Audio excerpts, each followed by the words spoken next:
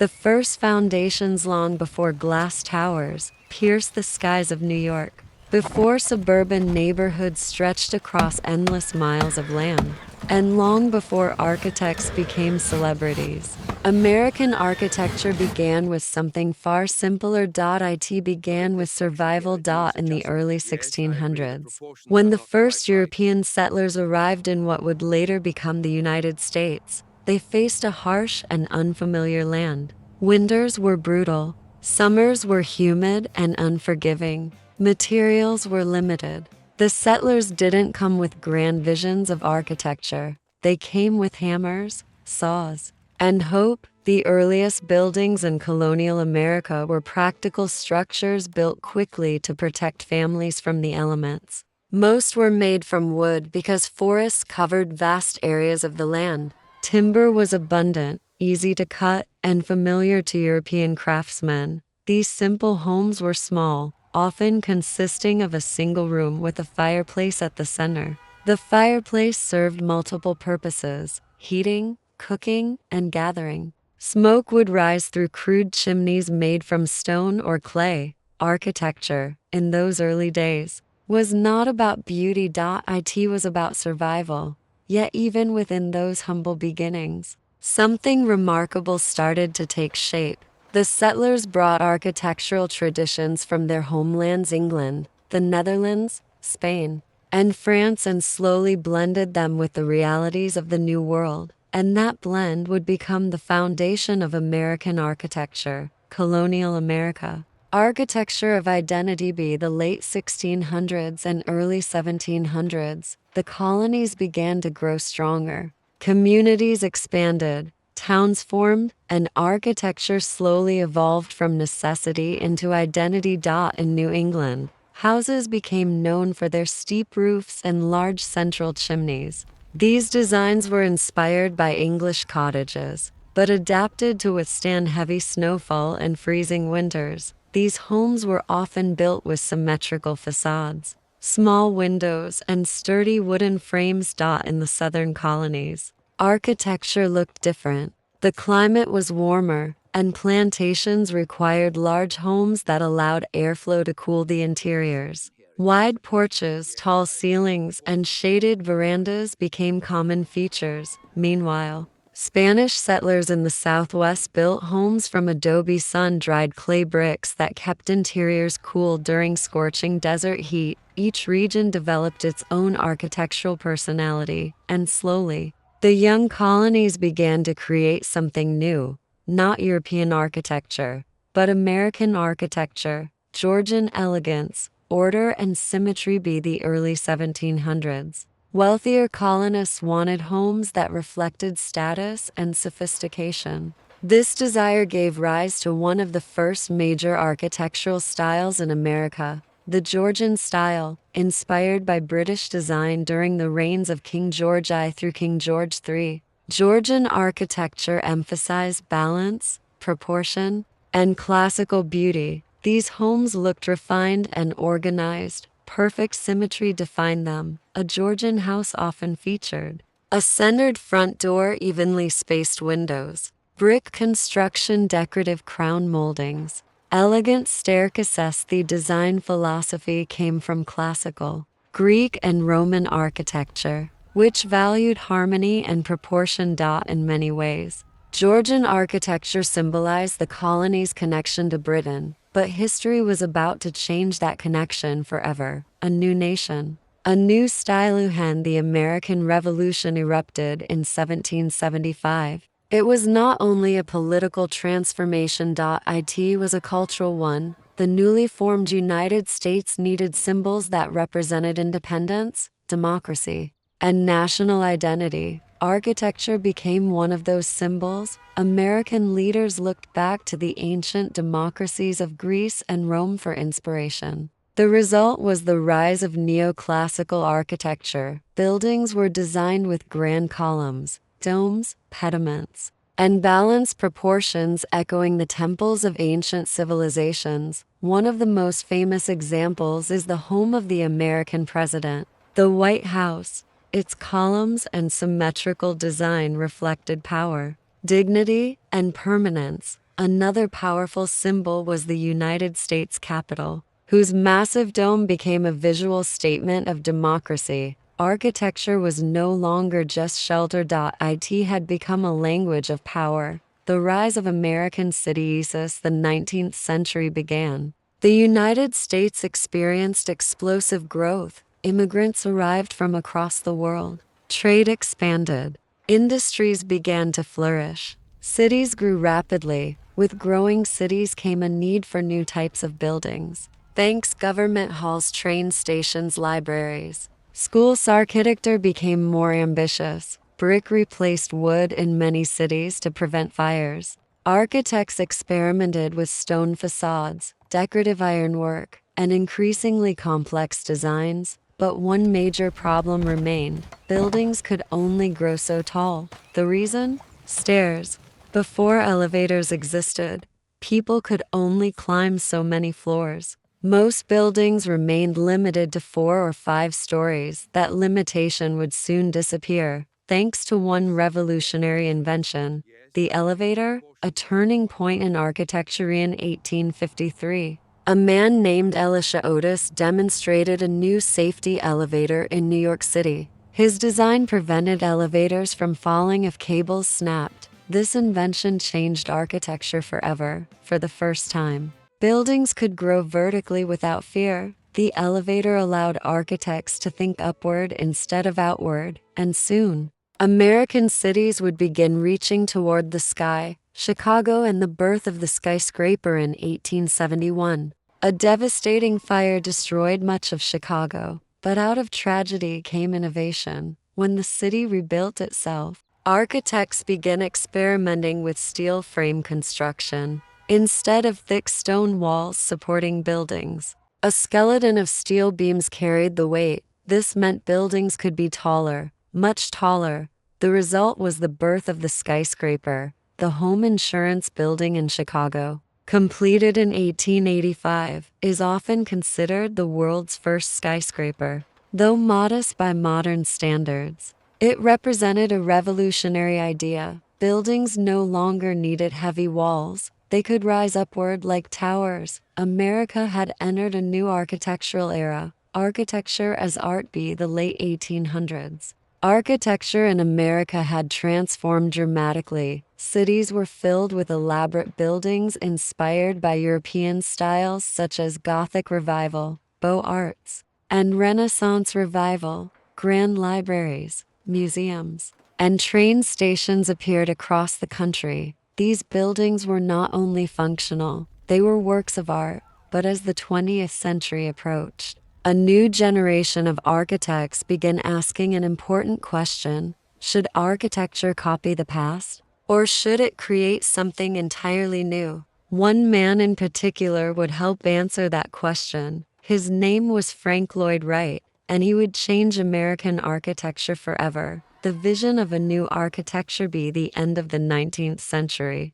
American cities were changing faster than ever before. Steel skeletons were lifting buildings higher into the sky. Railroads connected distant regions. Electricity illuminated streets at night. Factories roared with industrial power. America was becoming modern, yet its architecture was still looking backward. Many architects continued copying European styles, Greek temples, Roman columns, Gothic cathedrals, and Renaissance palaces. Buildings looked grand, but they often felt disconnected from the rapidly changing American world. Some architects believed it was time for something new.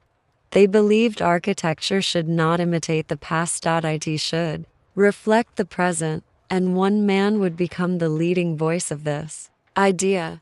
His name was Frank Lloyd Wright, a young architect with radical ideas. Frank Lloyd Wright was born in 1867 in rural Wisconsin. As a child, he spent hours observing nature, the shapes of trees, the flow of rivers, the patterns of landscapes. These early experiences shaped the way he thought about buildings. To Wright, architecture was not simply construction. It was a living art form. He believed buildings should grow naturally from their environment, blending with the land rather than dominating it. This philosophy would later become known as organic architecture, but before Wright could change the world, he had to learn the craft. As a young man, he moved to Chicago, a city that had become a laboratory of architectural innovation after the Great Fire of 1871. There, he began working for one of the most influential architects of the time,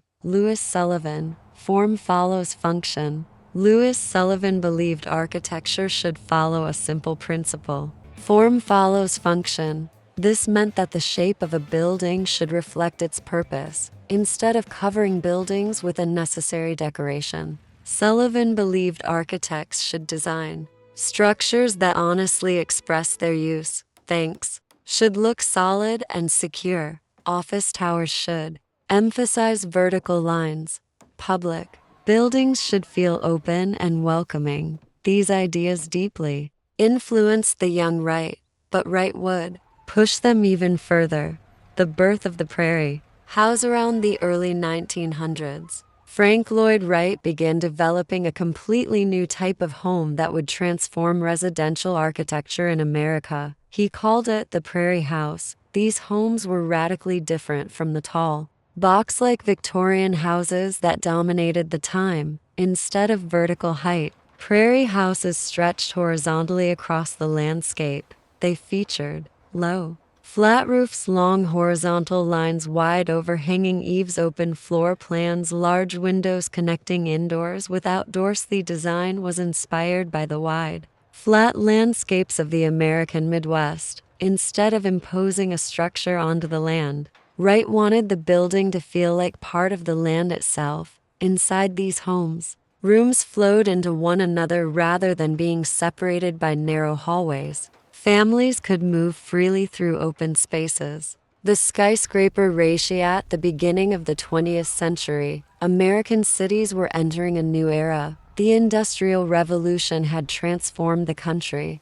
Railroads carried goods across vast distances. Electric lights illuminated city streets long after sunset. Banks, corporations, and newspapers were growing rapidly. But the most dramatic change was happening in the skyline. Cities were beginning to rise upward, and two cities stood at the center of this architectural revolution: Chicago and New York City. Both cities wanted the same thing: the tallest buildings in the world. Chicago, the birthplace of the skyscraper. After the devastating Great Chicago Fire of 1871 destroyed thousands of buildings, the city faced a massive rebuilding effort. But instead of simply replacing the old structures, Chicago's architects decided to experiment with new ideas. They began using steel frame construction, allowing buildings to grow taller without thick stone walls supporting the structure. This innovation created what historians now call the Chicago School of Architecture. Architects like William LeBaron Jenney designed buildings that relied on internal steel skeletons rather than heavy masonry. In 1885, his revolutionary design produced one of the world's first skyscrapers, Home Insurance Building. Though it stood only 10 stories tall, it changed architecture forever. For the first time in history, a building's height was no longer limited by its walls. The sky had become the new frontier. New York enters the race while Chicago pioneered skyscraper technology. Another city quickly joined the race: New York City. At the start of the 1900s, Manhattan was rapidly becoming the financial capital of the world. Banks, insurance companies, and corporations all wanted impressive headquarters that would symbolize power and success. Land in Manhattan was extremely expensive.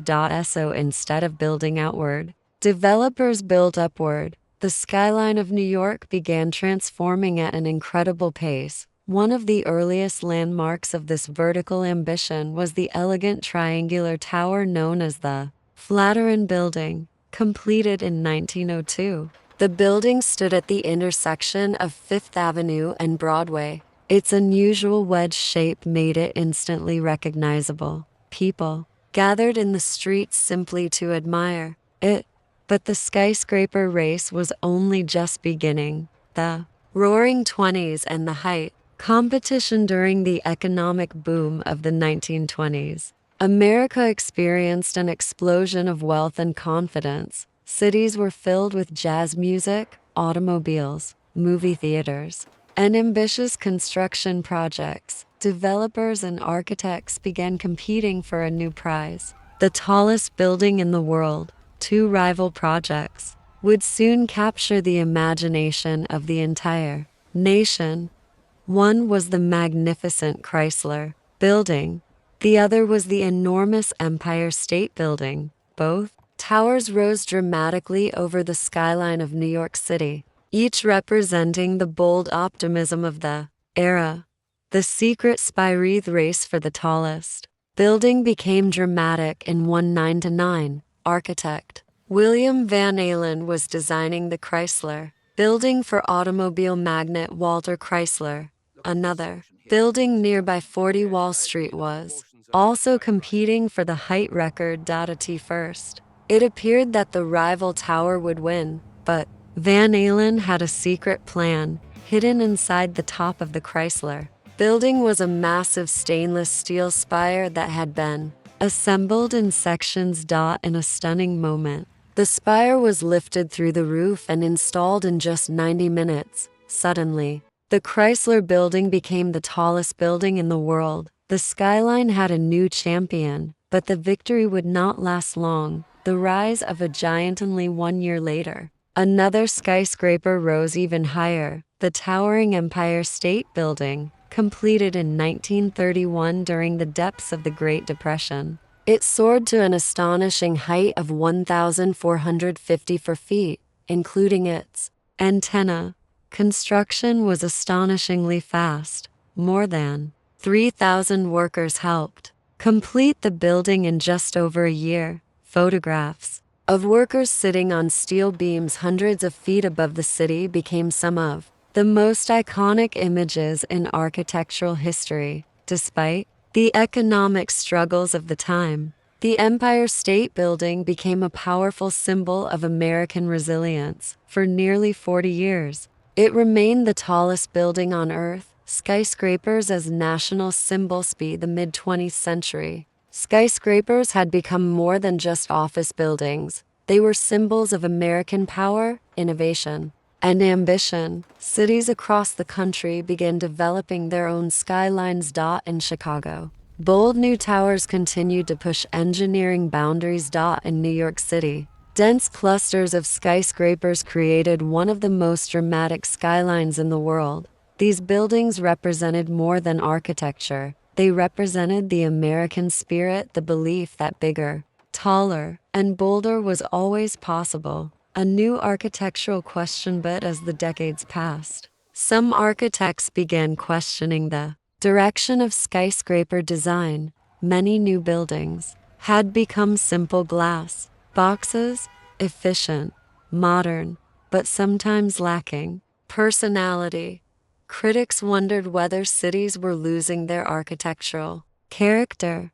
Was architecture becoming too uniform, too corporate, too predictable? A new generation of architects believed buildings should once again tell stories. They wanted architecture that was expressive, playful, and imaginative. Their ideas would lead to the rise of a new movement known as postmodern architecture. And once again, American cities would transform. The American dream and the rise of the suburbs. By the end of World War II, the United States was entering a new chapter in its history. The war had ended in 1945, and millions of American soldiers were returning home. They were ready to start new lives, build families, find jobs, and create stable futures. But there was a problem. America didn't have enough homes. Cities were crowded, and housing shortages were becoming severe. Families needed space, privacy, and affordable houses. This moment would trigger one of the biggest architectural transformations in American history, the birth of the American suburb, leaving the crowded city stirring. The early 20th century Many Americans lived in dense urban neighborhoods filled with apartment buildings and narrow streets, but after the war, people began dreaming of something different.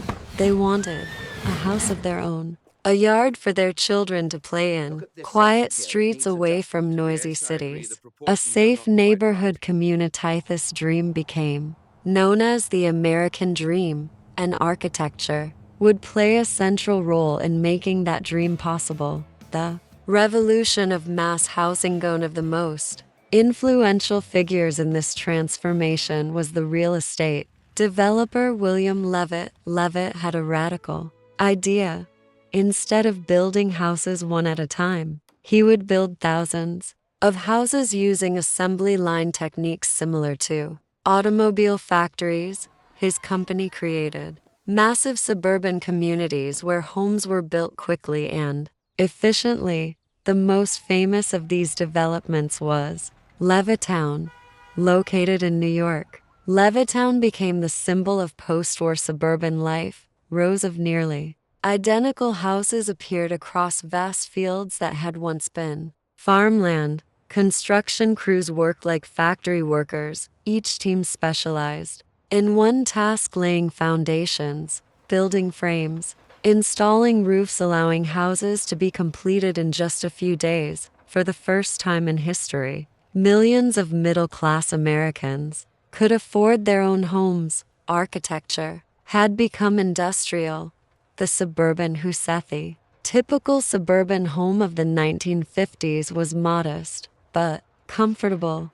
These houses often followed a design known as the ranch house. Ranch homes were simple, single-story houses with long horizontal layouts. They often featured large living rooms, picture windows facing the street, attached garages, backyards with patios, open kitchens connected to family space. Unlike the formal homes of earlier centuries, suburban houses focused on family life. The living room became the center of the home, often arranged around a television set, a new symbol of American culture. Backyards hosted barbecues, birthday parties, and neighborhood gatherings. Architecture was shaping everyday life. Highways and the spread of suburbs could not exist without one important invention: the automobile. Cars allowed families to live farther away from city centers while still commuting to work. In 1956, the federal government launched one of the largest infrastructure projects in history,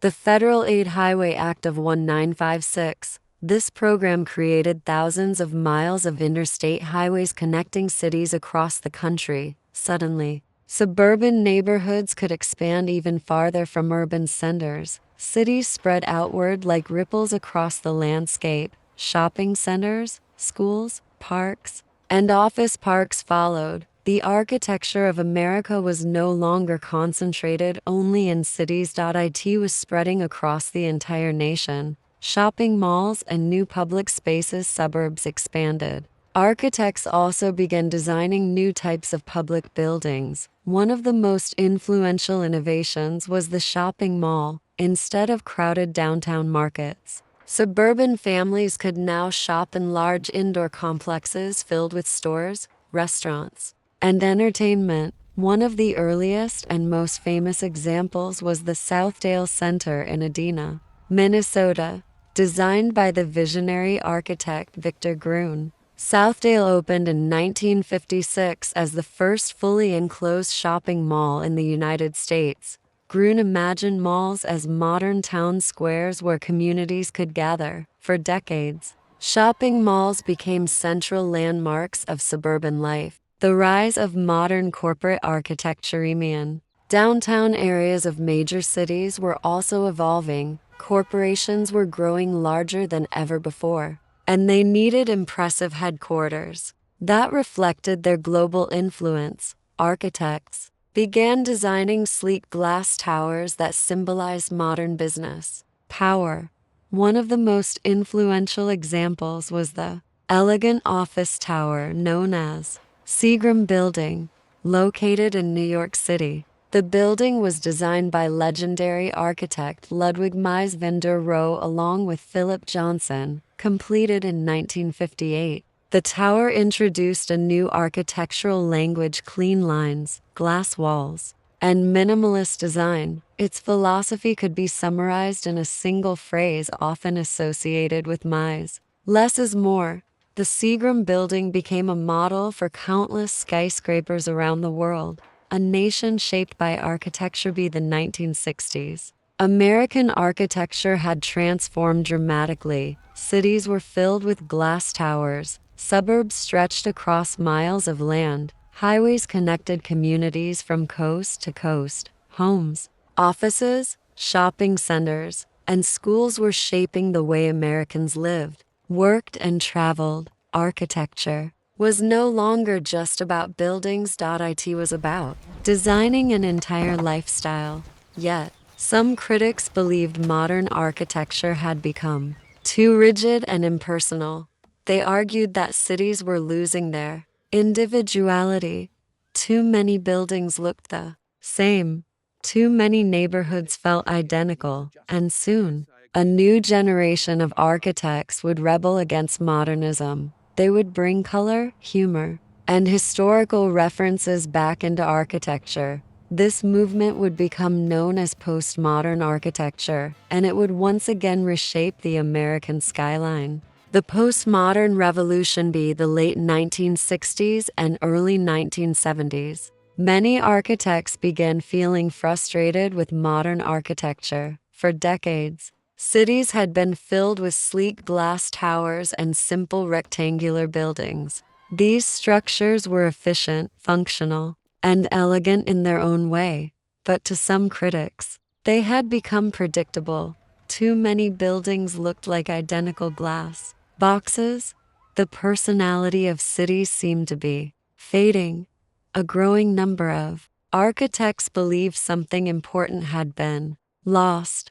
Architecture, they argued, should not only be efficient. It should also be expressive. It should tell stories. It should surprise people. From this belief, a new architectural movement was born: postmodern architecture, breaking the lesson like modernist architects who believed in minimalism and strict simplicity. Postmodern architects embraced creativity and humor.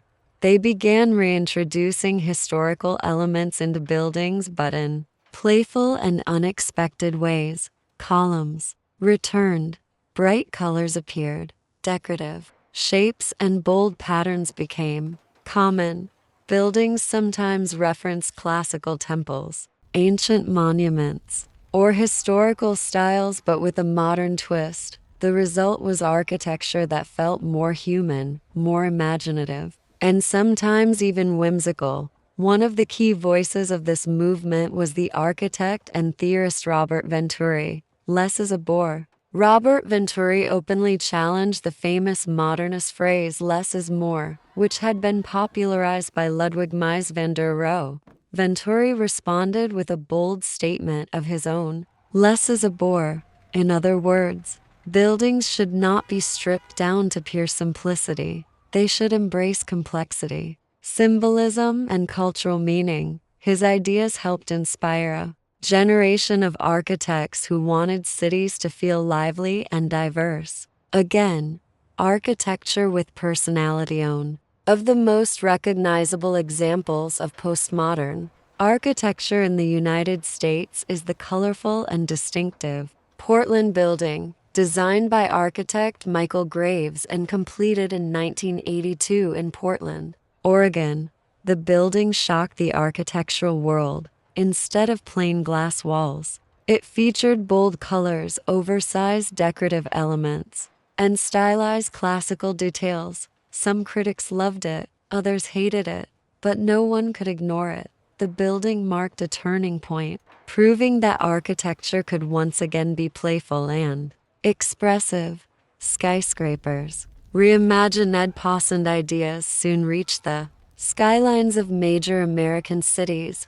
Architects began designing skyscrapers that referenced historical architecture while still embracing modern technology. One famous example is the elegant AT&T building in New York City, designed by Philip Johnson and completed in 1984. The tower became famous for its distinctive top, instead of ending with a flat roof like most modern skyscrapers. The building featured a curved, decorative crown inspired by an antique furniture design.